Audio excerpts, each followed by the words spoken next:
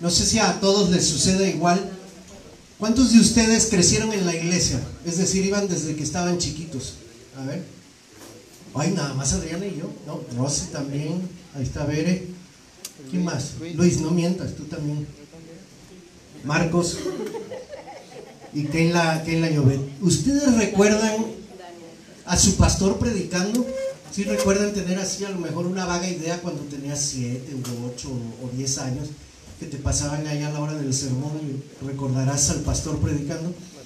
Yo sí recuerdo en una ocasión a mi pastor en esa época, predicando este pasaje. Y yo me acuerdo que a mi tierna edad, quizás por eso, porque pues no era un adulto, no comprendía todo, o quizás porque no puse mucha atención ese día al sermón, este pasaje quedó así como que etiquetado por mí. Y siempre que puedo o que podía le daba yo la vuelta para no tocarlo, porque siempre me quedaba una sensación allí como de injusticia, como de que pobrecito el último siervo, y no le entendía. Hoy el Señor en esta semana me llevó para este pasaje, y como dicen por ahí, esto no lo dice la Biblia, tuve que tomar al toro por los cuernos, es decir, tuve que enfrentarme al pasaje. Tuve que estudiarlo, tuve que escudriñarlo, tuve que meditarlo para poder compartirlo de la manera que creo es la interpretación correcta de esta parábola. Ya saben que Jesús, cuando contaba parábolas, algunas parábolas son difíciles de entender. Y hasta el mismo Jesús le dijo una vez a sus discípulos, por eso les hablo en parábolas, para que los demás no entiendan todo. Pero a ustedes sí se las explico. Bueno, entonces queremos que el Señor nos explique en esta mañana Mateo capítulo 25 a partir del verso 14, conocida como la parábola de los talentos. Déjenme se las leo, vamos a leerla para que si tú no la habías escuchado antes, pues la puedas tener ahorita presente. Ahí tienes la Biblia, Mateo 25, 14. Todos ahí abierta, no la pierdan de vista. Porque el reino de los cielos es como un hombre que yéndose lejos llamó a sus siervos y les entregó sus bienes. A uno le dio 5 talentos, a otro le dio 2 y a otro 1. A cada uno le dio conforme a su capacidad y luego se fue lejos. Y el que había recibido 5 talentos fue y negoció con ellos y ganó otros 5 talentos. Asimismo, el que había recibido 2 ganó también otros 2. Pero el que había recibido 1 fue y cavó en la tierra y escondió el dinero de su señor. Después de mucho tiempo vino el señor de aquellos siervos y arregló cuentas con ellos. Y llegando el que había recibido 5 talentos, trajo otros 5 talentos, diciendo: Señor, 5 talentos me entregaste, aquí tienes. He ganado otros 5 talentos sobre ellos. Su señor le dijo: bien, buen siervo y fiel, sobre poco has sido fiel, sobre mucho te pondré, entra en el gozo de tu señor. Llegando también el que había recibido 2 talentos, dijo: Señor, 2 talentos me entregaste, aquí tienes, he ganado otros 2 talentos sobre ellos. Su señor le dijo: bien, buen siervo y fiel, sobre poco has sido fiel, sobre mucho te pondré, entra en el gozo de tu señor. Pero llegando también el que había recibido 1 talento, dijo: Señor, te conocía que eres hombre duro, que ciegas donde no sembraste y que recoges donde no esparciste, por lo cual tuve miedo, y fui y escondí tu talento en la tierra. Aquí tienes lo que es tuyo.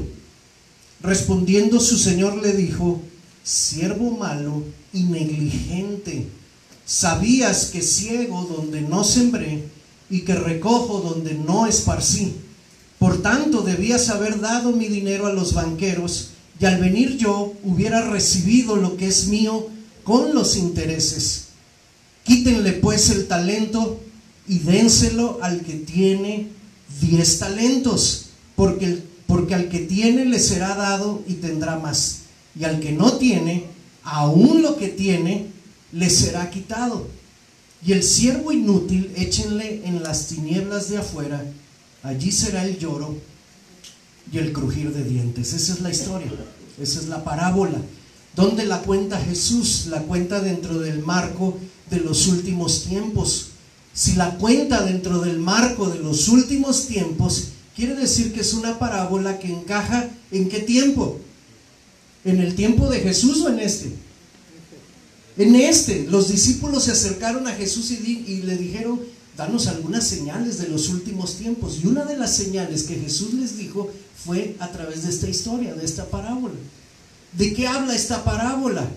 Muchos piensan que habla de inversión de bienes, de cómo multiplicar tu dinero, porque pues se menciona la palabra dinero allí. Cuando usted escucha la palabra talento, no se refiere a talento musical o que tienes la habilidad de cocinar rico, no se refiere a esos talentos, se refiere al talento como la medida de peso que usaban en la época de Jesús. Un talento equivalía a 15 años de trabajo, de salario de parte de un trabajador. A un trabajador se le pagaba por denarios.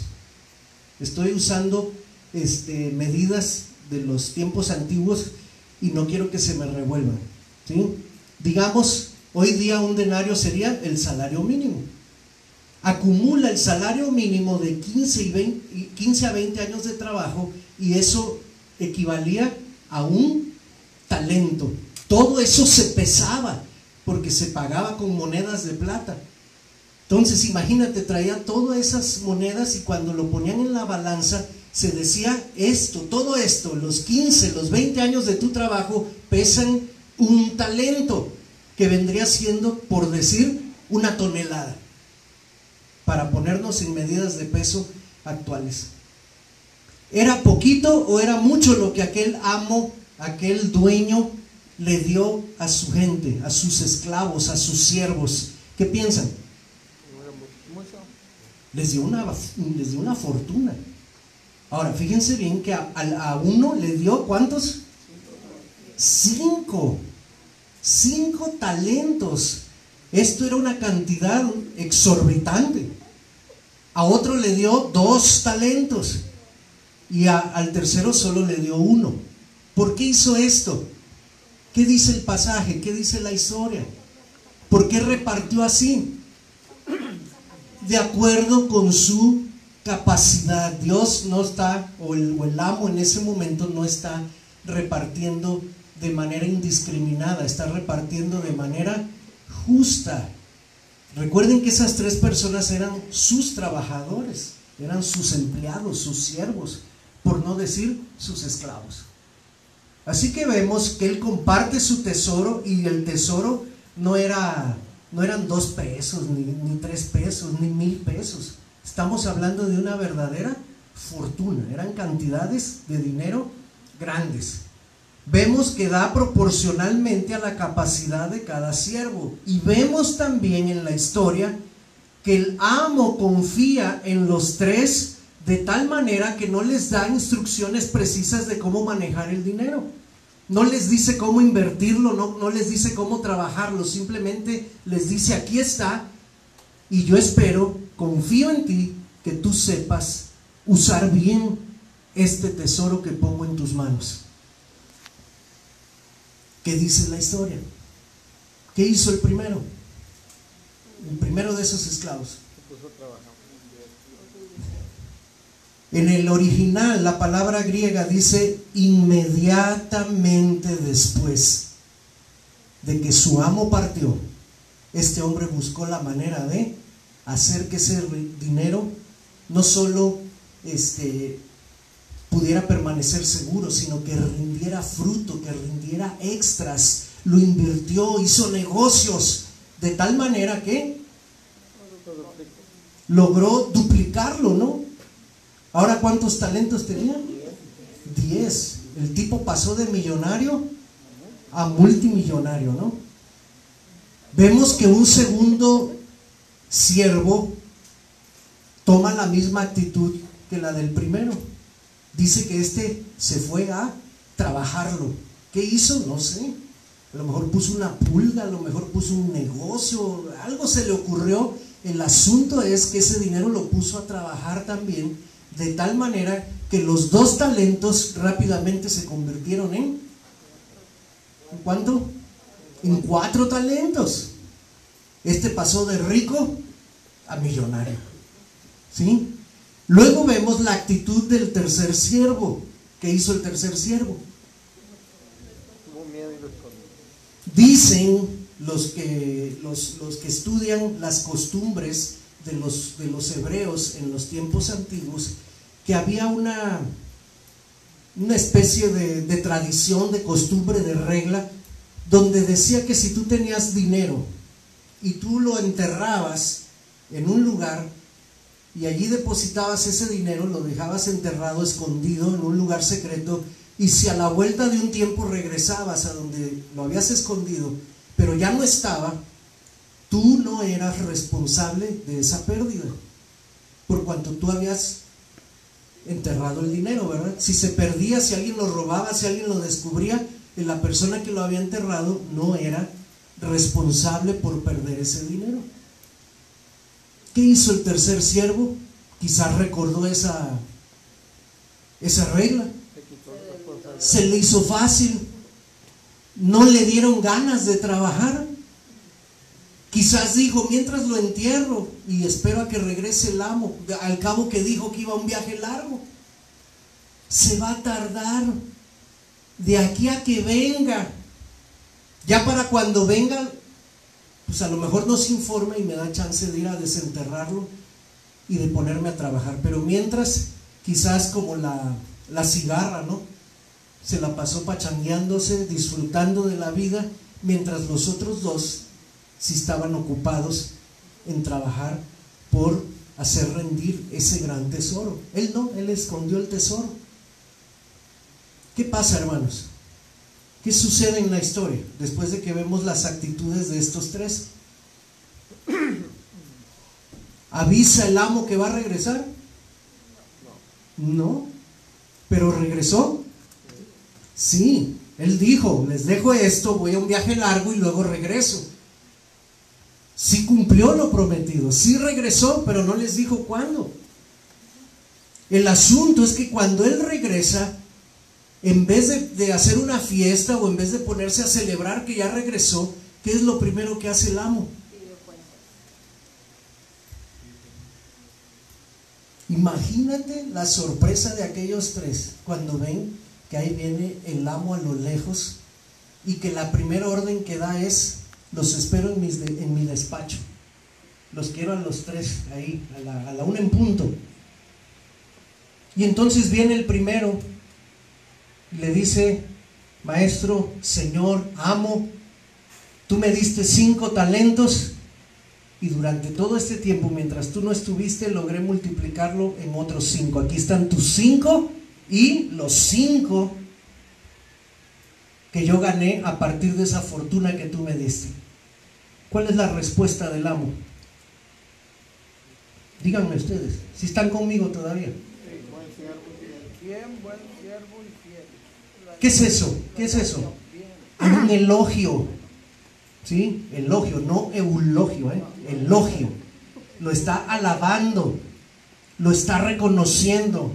¿A poco no se oye bonito esta palabra? Bien, buen siervo fiel. ¿Te agradan esas palabras? Espero que sí. Deberías soñar con escuchar esas palabras.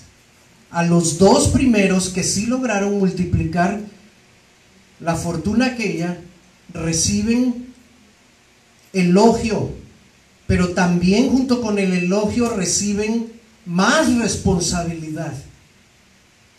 ¿Sobre poco has sido fiel? Sobre mucho te pondré. Quiere decir que has demostrado tu capacidad, has demostrado tu lealtad, has demostrado tu servicio, tu esfuerzo, tu trabajo. Te recompenso poniéndote a cargo de más responsabilidad. ¿Qué significa esto en un empleo? Te estoy ascendiendo. Te estoy ascendiendo. ¿A ustedes les gustan los ascensos? ¿Sí? ¿Sí o no? ¿Cuántos de ustedes ya han sido ascendidos en alguna ocasión? Entraste quizás a la línea y a lo mejor ahora eres supervisor. Entraste de ayudante del mesero y ahora ya eres mesero. ¿Quién ha recibido un ascenso? A ver, Juan, ¿cómo te sentiste el día que te dijeron eso? Oh, pues sí, pues es obvio, ¿no? Porque te van a pagar más, también te van a dar mayor responsabilidad, pero esa responsabilidad te la ganaste con tu trabajo. ¿A ti también te ascendieron, José? ¿Sí? ¿Hasta dónde llegas ahora? ¿Te han subido? ¿Trabajas en una fábrica? Una distribuidora. Cuando entraste allí, ¿de qué entraste? Un almacén, después a pedidos, después a una troquita de reparto de mensajería, ¿Y luego? ¿Qué sigue? Se siente muy bonito, a ver, la mamá de Marcos. Como la parábola lo dice, antes de ascenderte, pues ya te dieron varias actitudes, ¿verdad? Para poder ascenderte. Entonces yo también voy a hacer ese privilegio cuando se lo trabajan ahorita en la actualidad. Sí, pues sí, pero antes de ascenderte te están viendo si cumples con ciertas expectativas. Los jefes te están checando, ¿no? Qué bendición, qué privilegio, qué gozo debe sentir el empleado, el siervo, cuando su jefe con una gran sonrisa le dice: bien hecho, te voy a ascender, te voy a poner más responsabilidad, vas a estar más cerca de mí. Y luego, ¿qué es la tercera cosa que le dice? La frase dice: entra en el gozo de tu Señor. Otras versiones dicen: vente aquí conmigo y celebremos juntos. Imagínate, el jefe te dice: déjame hago una fiesta en tu honor. Estoy tan contento de tu desempeño, de la manera en que has hecho rendir mi dinero, de cómo has hecho que la empresa crezca, prospere, produzca más, que te quiero cerquita de mí. Vamos a hacer una fiesta en tu honor. Sin embargo, hay un tercer personaje, y al tercer personaje no le va tan bien como a los dos primeros, ¿verdad? ¿Tenía sus razones el tercer hombre? Sí.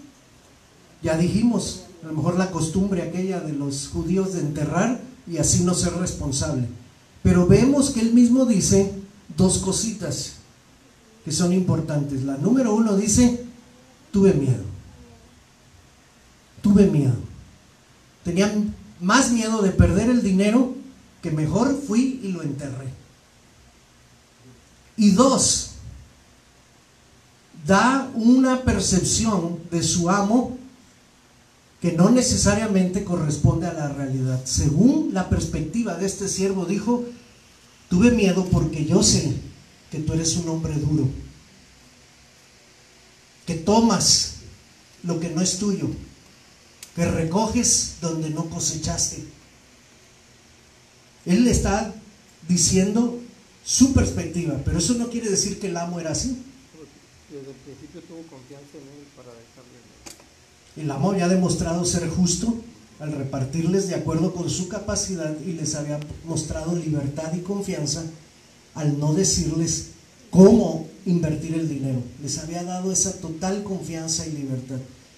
Por eso la reacción del amo, esa era la que a mí me causaba, de más chiquito, me causaba cosa, ¿no? Yo decía: qué injusto, qué duro. Pero bueno, ahora cuando lo entiendes desde el contexto te das cuenta. Dice el hombre, el amo: siervo malo, siervo negligente. Sinónimo de negligente: no lo vayan a decir como lo dicen aquí en el norte, por favor, porque se está grabando.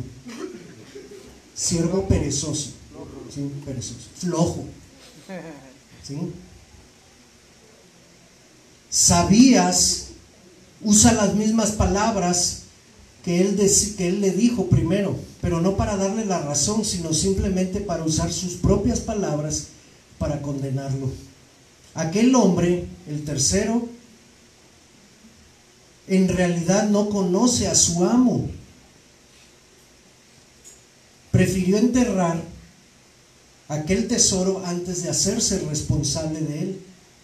Por lo tanto, recibe 4 cosas. Número 1, un adjetivo o 2 adjetivos calificativos que no son nada agradables. ¿Sí? Normalmente yo veo que la gente se manda a rotular playeras donde dice, por ejemplo, hermosa desde 1980, ¿no? Y luego se ponen aquí 100% guapo. O sea, playeras de ese tipo, pero no he visto que nadie se ponga 100% flojo. Y tampoco he visto que nadie diga soy malo, muy malo. No nos gustan los adjetivos calificativos negativos, pero el amo le dice siervo malo y negligente. Número 2, lo condena con sus propias palabras. Si sabías, según tú, que yo era así, con más razón debiste haberte puesto a trabajar y no lo hiciste. Así que te condeno por tus propias palabras. No te estoy dando la razón, solo estoy usando tus palabras. Número 3, ¿qué más recibe? Recibe pérdida. ¿Cuál es el decreto de parte del amo? El talento que tenía, quítenselo. ¿Y qué hacer con ese talento? Dénselo al que tiene 10. Porque al que tiene, le será dado más.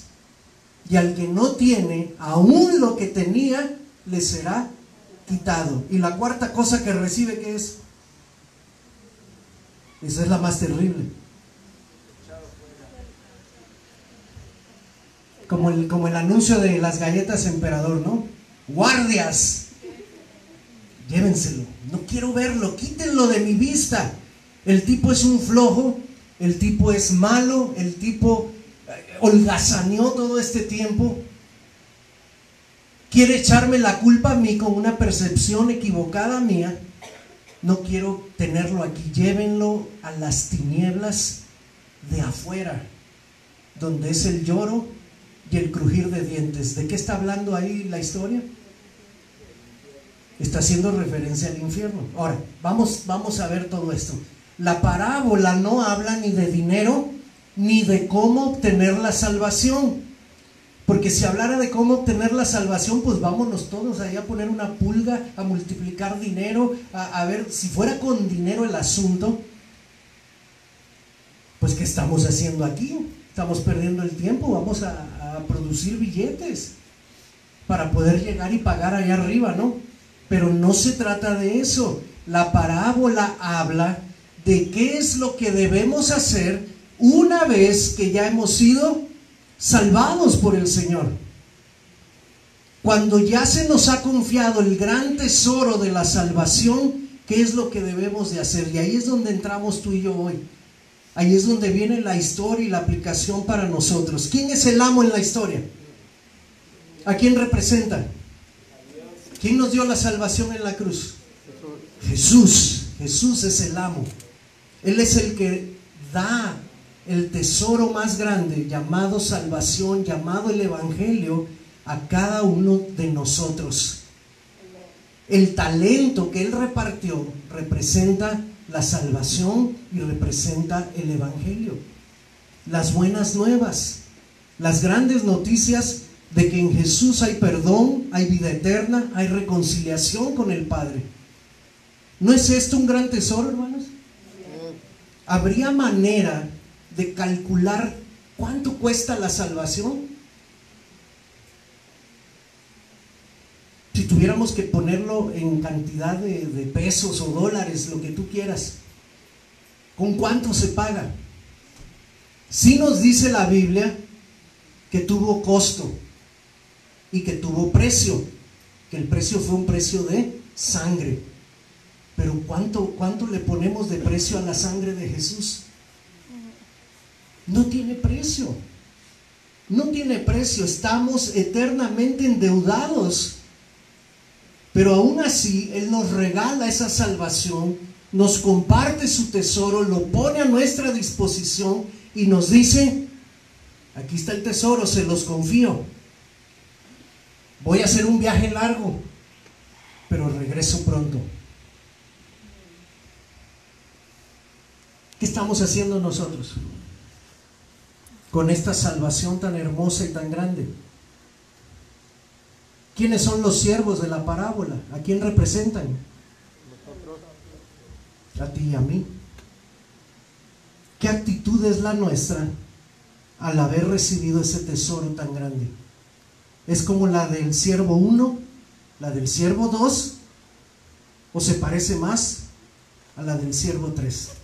No contestes, no contestes, solo ve aquí en tu mente, sacando tus conclusiones, haciendo tus propias aplicaciones. Lo que a mí me llama la atención en la parábola es una parábola que le llaman los teólogos una parábola escatológica. Escatológico quiere decir que tiene que ver con los últimos tiempos, que es lo que yo les decía. Si nosotros somos de las últimas generaciones antes de que Jesús regrese, deberíamos de estar poniendo bastante atención a este tipo de parábolas, porque habla de ti y de mí, habla de nuestro tiempo. Algún día Jesús, como lo hizo aquel amo, ¿va a qué? Va a regresar. Va a regresar, y como dice Alex, cuando veas la trompeta sonar, los cielos abrir, solo vas a decir: chispas y recorcholis. ¿Sí? ¿Qué vas a hacer? ¿Qué vas a hacer? ¿Qué vas a hacer? ¿O qué estás haciendo? ¿Qué estamos haciendo? Ahí te van unas preguntas de esas incómodas. A ver.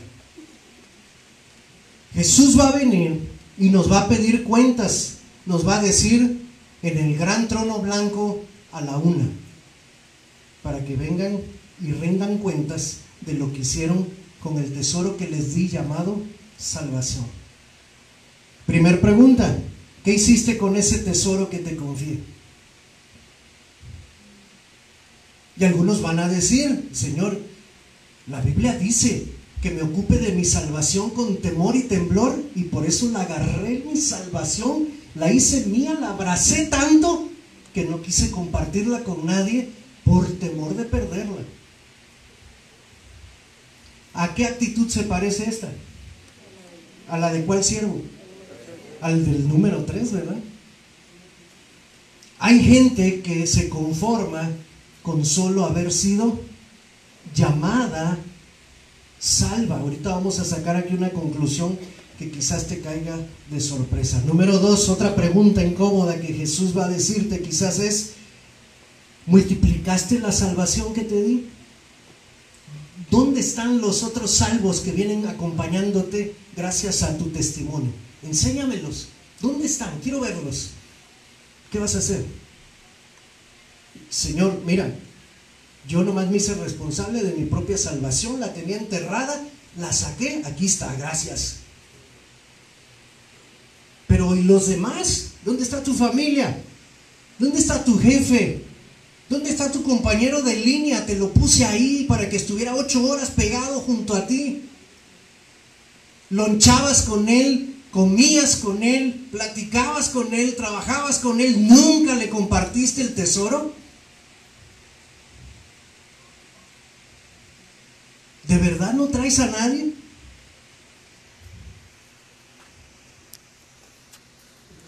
Una marca que distingue a las personas que son salvas, escucha bien esto, es su anhelo de ver a su maestro feliz y de que otros le conozcan y le sigan. Una marca, una característica que distingue a las personas salvas es que su mayor anhelo es ver a su maestro feliz y que otras personas le conozcan y le sigan. Es un sello distintivo de aquellos que son salvos. Cuando este sello no te está distinguiendo, ¿Qué podemos pensar? ¿Qué podemos pensar? No estamos haciendo las cosas bien. Recuerda al siervo 3. El siervo 3 en realidad no conocía bien a su maestro. Hay muchas personas que asisten a las iglesias, muchas personas que creen ser salvas, hasta dan testimonio y dicen, no, yo sí soy salvo. Pero cuando tus hechos, tu carácter, tu conducta no están acorde con el título que dices llevar, habría que repensar seriamente si en verdad fuiste salvo.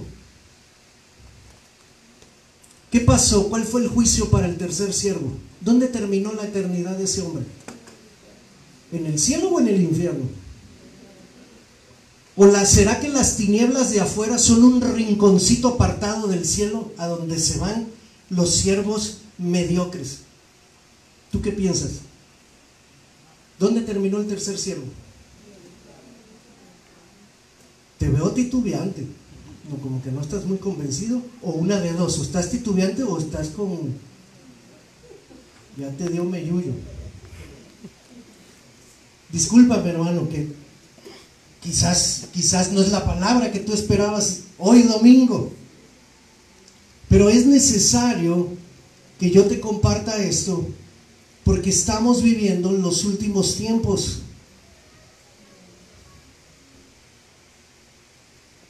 ¿Dónde está tu fruto? ¿Me lo puedes enseñar? ¿Qué estás haciendo con esta salvación tan grande? Cuando dices ser salvo, pero complacer a tu Señor y ver a otros salvos no es tu prioridad, entonces necesitas revisar seriamente si en verdad tú eres salvo o fuiste salvo. Es un asunto serio y es un asunto que hay que planteárselo seriamente, uno en la intimidad con Dios. Si tú percibes, si tú analizas, si tú te das cuenta que la mayor parte de tu tiempo se va en tu trabajo, que la mayor parte de tus recursos se van en situaciones que tienen que ver con este mundo, con cosas de este mundo, si tú ves que cuando despiertas tu primer pensamiento no tiene nada que ver con ver a otros salvos, si tú no recuerdas doblar rodillas en oración por tus familiares, si tiene mucho tiempo de cuándo fue la última vez que de tus propios labios le compartiste el plan de salvación a una persona, si a todas estas preguntas tú dices, pues sí, ya pasó mucho tiempo, yo nunca me despierto pensando en la salvación de los demás, apenas si puedo con la mía. Si tú te despiertas pensando o gastando, priorizando más en situaciones de este mundo, entonces tú estás protagonizando el papel de ¿cuál siervo? Dilo conmigo. Yo me parezco más al número 3. Al número 3. Y creo que el Señor viene a tiempo a presentarnos esta parábola para que nosotros podamos ajustar. Apenas, como lo dije, estamos empezando el segundo trimestre del año. Ya se fue el frío, ahora viene el calorcito, vienen las lluvias, ¿sí? Y ya saben que nosotros, los llamados cristianos, tenemos pretexto para cualquier época del año, ¿eh? Si es invierno, pues porque hace frío y oscurece muy temprano. Si es primavera, pues porque apenas está floreciendo todo y me da alergia a todo. Si es verano, hace demasiado calor. Y si es otoño, me molesta el viento porque me causa frizz en mi pelo. ¿Sí? Qué tristeza, yo nunca voy a saber qué es eso. No voy a saber qué es tener el pelo con frizz. Pero siempre vamos a tener pretextos. Lo que tú no sabes, lo que tú no te das cuenta, es que el tiempo sigue corriendo, el tiempo sigue su marcha. El Señor Jesús dijo hace 2000 años, voy a un viaje largo, pero regreso. El día y la hora, nadie lo sabe. Pero te puedo asegurar que así como en la parábola regresó, también te puedo asegurar que Él va a regresar. Te lo puedo asegurar. Y muchos se van a sorprender cuando escuchen estas palabras. Apártense de mí, ustedes son cabritos. Pero Señor, ¿cómo? ¿Cómo puedes decir eso si yo estaba ahí? Hasta canté, hasta eché dinero en la ofrenda. Apártate de mí, no te conozco. No te conozco. Tú podrás decir, qué juicio tan duro. ¿Por qué el Señor hace esto? Sino que Él es todo amor, toda paciencia, toda bondad. ¿Cómo puede permitir que yo me vaya a las tinieblas de afuera? Él no quiere que nadie se pierda. Él no quiere que nadie se quede fuera.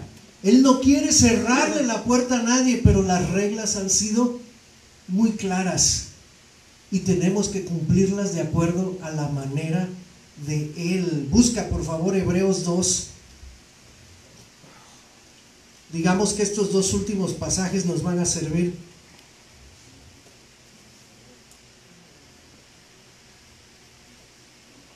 de conclusión. ¿Quién tiene Hebreos 2 del 1 al 3? Por tanto, es necesario que con Espera, para que se oiga mejor. Dice, por tanto, es necesario que con tanta diligencia atendamos a las cosas que hemos oído, no sea que nos deslicemos. Porque si la palabra dicha por medio de los ángeles fue firme, y toda transgresión y desobediencia recibió justa retribución, ¿cómo escaparemos nosotros si descuidamos una salvación tan grande, la cual, habiendo sido anunciada primeramente por el Señor, nos fue confirmada por los que oyeron, testificando Dios con ellos con señales y prodigios y diversos milagros y repartimiento del Espíritu Santo según su voluntad? En otras palabras, el autor de Hebreos dice, hermanos, los que vivieron en el pasado no pudieron escapar de la condenación eterna al mensaje dado por los profetas, hasta por los ángeles. Fíjense, ninguno de estos, ni los profetas ni los ángeles, tienen el peso que tiene. Ustedes sí podrán escapar si descuidan una salvación, como dice allí, tan grande. Presten atención a lo que han oído, no sea que se vayan deslizando poco a poco. Y para cuando te des cuenta, ya no estés arriba. ¿Dónde vas a estar? Si te estás deslizando, no te puedes deslizar hacia arriba.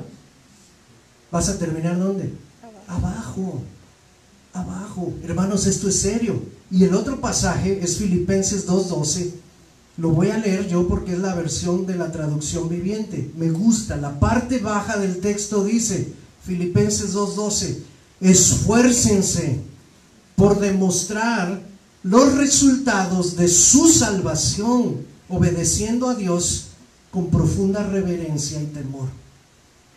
Escucha bien, esfuérzate por manifestar los resultados de la salvación que Dios te regaló. ¿Cómo se manifiestan los resultados de la salvación que Dios nos dio? Son muchas cosas. Tiene que haber un cambio total de prioridades. Tiene que haber un acercamiento al servicio de Dios dentro de su iglesia local. Es muy importante. Es lo que Dios espera de un miembro de una iglesia, de un hijo suyo que ha sido declarado salvo. ¿Qué espera Dios? Que así como compartía Juan en medio de una comida con una persona que Dios puso allí, ¿en qué día fue eso? Pero ¿te acuerdas qué día de la semana? El miércoles, un miércoles cualquiera, comiendo ahí en el comedor de Soriana. ¿Usted ha ido a comer a ese comedor? Siempre está lleno. Y allí, en plena multitud, en plena ebullición, se puede dar una palabra de testimonio, una palabra de salvación, una palabra de ánimo, una palabra de oración. ¿Quién te impulsa a hacer eso? La salvación tan grande que has recibido. ¿Cómo puedo yo tener este tesoro solo para mí solo?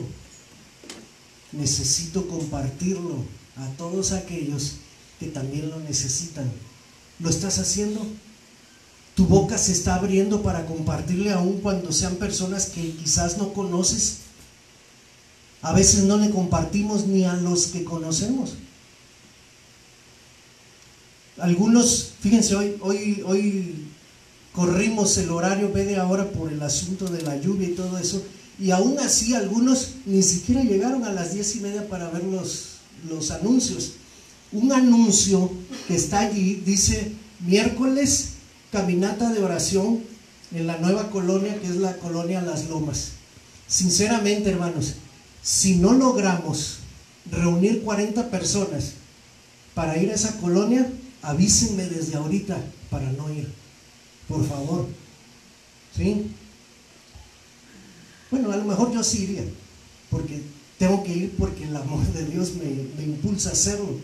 Pero lo que queremos es que la iglesia jale parejo, que la iglesia tenga ese gusto también por predicar en las calles, por tocar en las casas, por presentar a un Cristo vivo a la gente que lo necesita. Mientras inviertes en otros, la mejor manera de cuidar tu salvación es invirtiendo en la vida de otras personas. ¿Sabes por qué? Porque eso te obliga a estar bien a ti para tener algo que darle a los que vienen detrás de ti. ¿Sí o no, Juliana? ¿No tienes a Nayansi ahí? Claro que el amor de Dios te anima, te impulsa a ser una mejor persona, pero cuando sabes que tienes dos ojitos que te están viendo todo lo que haces, pues tú dices: caray, necesito ponerme las pilas, necesito mejorar estos aspectos, ya no solo por mí, sino porque también tengo aquí una hijita, un hijito. Tengo que cuidarme para que él pueda crecer de la manera correcta. La mejor manera de cuidar tu salvación es invirtiendo tiempo en ver a otros siendo salvos también.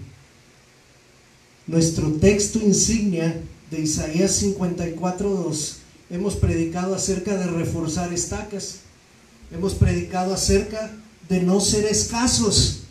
¿Dónde entraría este sermón? ¿Dónde entraría esta enseñanza? ¿Qué más dice aquel texto?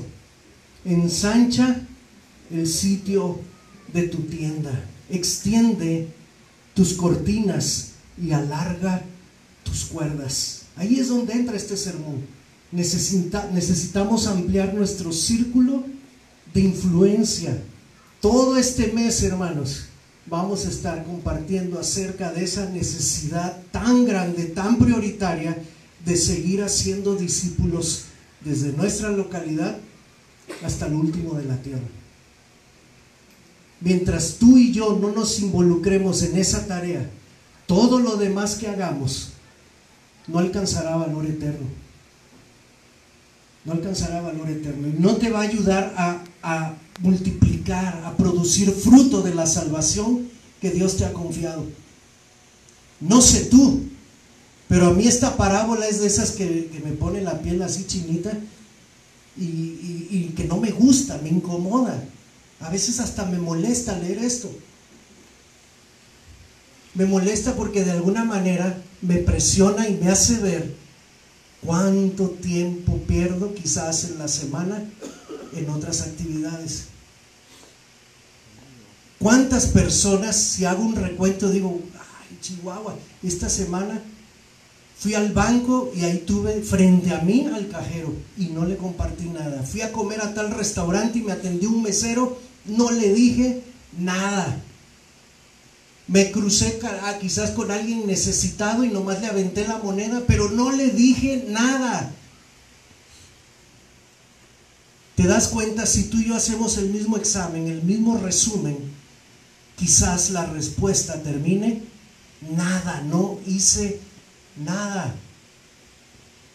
¿Cuánta gente llega a mi negocio y así como entró, salió? Hablando espiritualmente. Claro que no se fue igual, ¿verdad? Porque se llevó quizás unas 10 quecas o 2 hamburguesas o unas empanadas, lo que sea. Pero me refiero espiritualmente hablando. ¿Con cuánta gente tienes contacto tú por causa de tu trabajo? Y a esas personas las has dejado absolutamente en la misma condición. El reloj sigue corriendo, el tiempo se agota, Jesús viene pronto. ¿Qué cuentas vamos a entregar? ¿Qué cuentas vamos a entregar? Me aterra pensar, tan solo pensar, en que yo no pueda, al estar frente al Señor, sacarle una sonrisa y que Él diga: bien, buen siervo fiel. Me aterra pensar que vaya a decir: siervo malo y negligente, fuiste perezoso, perdiste el tiempo, lo desperdiciaste, la gran oportunidad que yo te di, la vida que te regalé, la salvación que te entregué, la dejaste escapar. La dejaste escapar. Cierra tus ojos, habla tú con Dios. Lo que tú saques de conclusión allí, eso tradúcelo en una oración. Si el Espíritu Santo, fíjate bien, yo estaba orando esta mañana y le decía: Señor, por favor, que no me vean a mí, que no me escuchen a mí, que te puedan escuchar a ti como yo te escuché durante esta semana. Y que la misma incomodidad, que la misma sensación de arrepentimiento que yo sentí, también la puedan sentir ellos.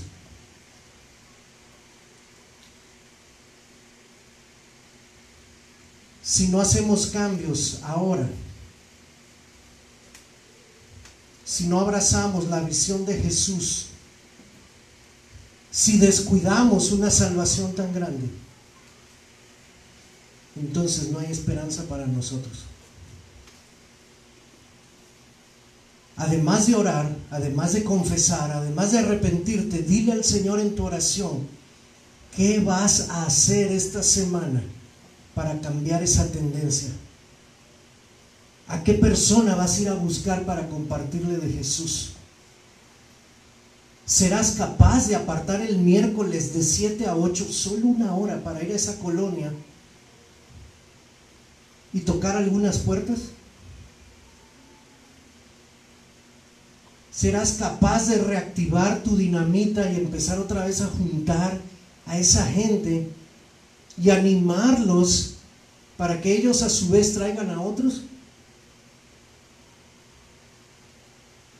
¿O dejarás que siga transcurriendo el 2019 con la misma inercia, la misma rutina e inercia que no producen nada?